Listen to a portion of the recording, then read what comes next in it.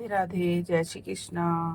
आप सभी को कार्तिक मास के 11वें दिन की बहुत बहुत शुभकामनाएं। और ये देखिए, मेरी पूजा की थाली तैयार हो चुकी है और अब हम चलेंगे तुलसी पूजन करने। फिर उसके बाद देहरी पूजन और दीपदान करेंगे।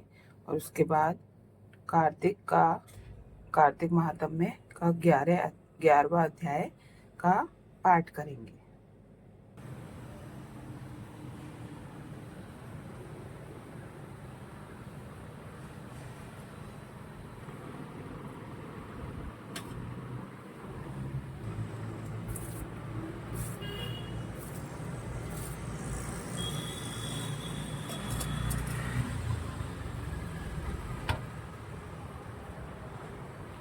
आज रविवार है तो हम तुलसी में जल नहीं चढ़ाएंगे।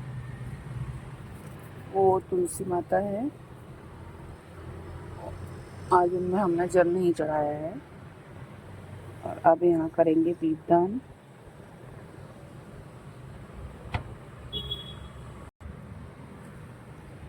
हे तुलसी माता, हे सुखदाता, कृष्ण की हो प्यारी, रोज जनाए हम तेरी, राधे राधे।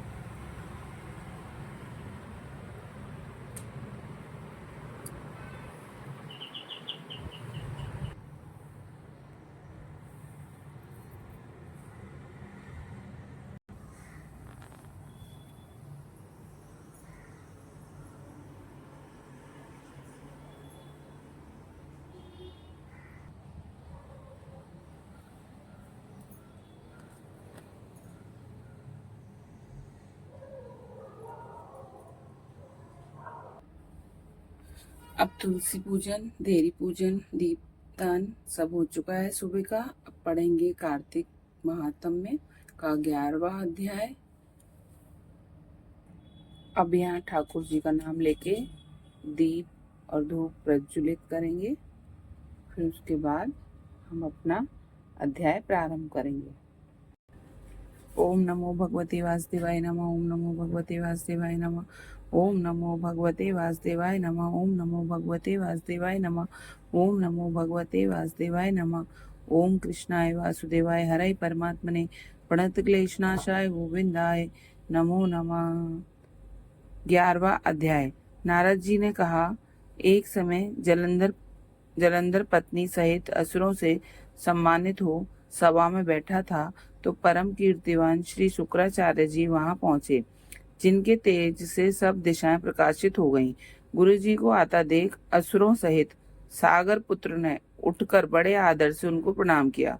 तेजस्वी तेजस्वी शुक्राचार्य जी ने सबको आशीर्वाद दिया। फिर एक आसन पर बैठकर सब दैत्य भी यथा स्थान पर बैठ गए और सागर पुत्र ने नम्रता से यह प्रश्न किया, हे गुरुजी, राहु का सिर किसने काटा था? आप हमें बतलाएं। इस पर श्री शुक्राचार्य जी ने विरोचन पुत्र हिरण्यकशिप और उसके धर्मात्मा पौत्र का परिचय देकर देवताओं और असुरों द्वारा समुद्र मंथन को संक्षेप में सब कथा कहकर यह बतलाया कि जब समुद्र से अमृत निकला तो उसे देव रूप से राहु पीने चला। इस पर इंद्र के पक्षपाती भगवान विष्णु ने राहु का सिर काट डाला। यह सुनने के साथ ही जलंधर के नेत्र लाल हो गए। उसने बड़ा क्रोध किया। फिर अपने धस्मर नामक दूत को बुलाकर गुरु का कहा हुआ सब वृतांत सुनाया और उसे यह आज्ञा दी कि तुम शीघ्र ही इंद्रपुरी में जाकर इंद्र को मेरी शरण में ले आओ। धस्मर जलंधर का बड़ा निपुण दूत था। वह शीघ्र ही इंद्र की सुधर्मा नामक सभा में जा पहुंचा और जलंधर के शब्दों में कहा, हे देवताधम, तुमने समुद्र को क्यों मथा और मेरे पिता के सब रत्नों को क्यों ले लिया? ऐसा करके तुमने अच्छा नहीं किया। यदि तू अपना भला चाहता है तो उन सब रत्नों सहित देवताओं के साथ मेरी शरण आ, अन्यथा हे सुराधम, मैं सत्य कहता हूँ कि तेरा राज्य ध्वंस हो जाएगा। इस पर इंद्र बहुत विस्मित हुआ और कहने लगा, पहले सागर ने मेरे भय से सब पर्वतों को अपनी कुक्षी में क्यों स्थान दिया और मेरे शत्रु दैत्यों की क्यों रक्षा की। इसी कारण मैंने उनके सब रत्न हरण किए हैं। मैं भी सत्य कहता हूँ कि मेरा द्रोही सुखी नहीं रह सकता। इंद्र की बात सुनकर वह दूत शीघ्र ही जलंधर के पास आया और सब बातें उसे कह सुनाई, जिन्हें सुनते ही वह दैत्य मारे क्रोध के अपने होठ काटने लगा और देवताओं को जीतने के लिए अपने उद्योग आरंभ किया। फिर तो सब दिशाओं तथा पाताल से करोड़ों दैत्य अपने उसके पास पहुंच गए। शुंभ निशुंभ सेनापतियों को साथ लेकर जलंधर इंद्र से युद्ध करने लगा। शीघ्र ही इंद्र के नंदन वन में उसने अपनी विशाल सेना उतार दी। वीरों की शंख ध्वनि और घोर गर्जना से इंद्रपुरी गूंज उठी। अमरावती छोड़कर देवता उनसे युद्ध करने चले। भयानक मार काट हुई। दोनों पक्षों के आचार्य अपने अपने मृतकों को जिलाने लगे।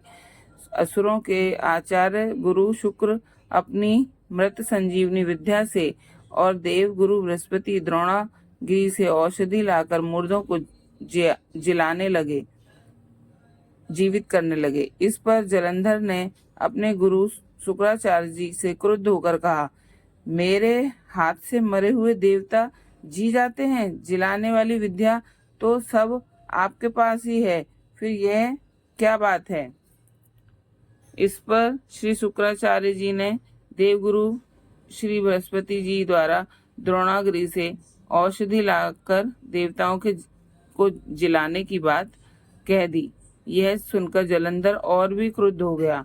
श्री शुक्राचार्य जी ने कहा, क्रुद्ध क्यों होते हो? यदि शक्ति हो तो द्रोणागिरी पर्वत को उखाड़कर समुद्र में फेंक दो,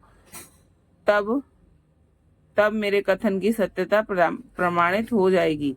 इस पर जलंधर क्रुद्ध होकर शीघ्र ही द्रोणागिरी पर्वत के पास जा पहुंचा और अपनी भुजाओं द्वारा उसे जड़ से उखाड़कर समुद्र में फेंक दिया। यह भगवान शंकर का तेज था। इससे जलंधर की कोई विचित्रता नहीं।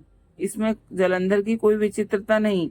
पश्चात यह सागर पुत्र युद्ध भूमि में आकर बड़े वेग से देवताओं का संहार करने लगा। जब बृहस्पति औषधि लेने के लिए द्रोणागिरी पर्वत पर पहुंचे तो द्रोणागिरी पर की जगह पर वहां पर उन्हें सूना मैदान मिला। तो वह भयभीत होकर देवताओं के पास आए और कहा कि युद्ध बंद कर दो, तुम लोग अब जलंधर को नहीं जीत सकोगे। पहले इंद्र ने जो भगवान शंकर का अपमान किया था, ये उसी का फल है। यह सुनकर युद्ध की आशा त्याग अत्यंत ही व्याकुल हो इधर उधर भाग निकले। सिंधु सुत निर्भय होकर अमरावती में प्रविष्ट हो गया। इंद्र आदि देवताओं ने गुफा में शरण ली। ये समाप्त हुआ 11वां अध्याय। अब कल पढ़ेंगे 12वां अध्याय।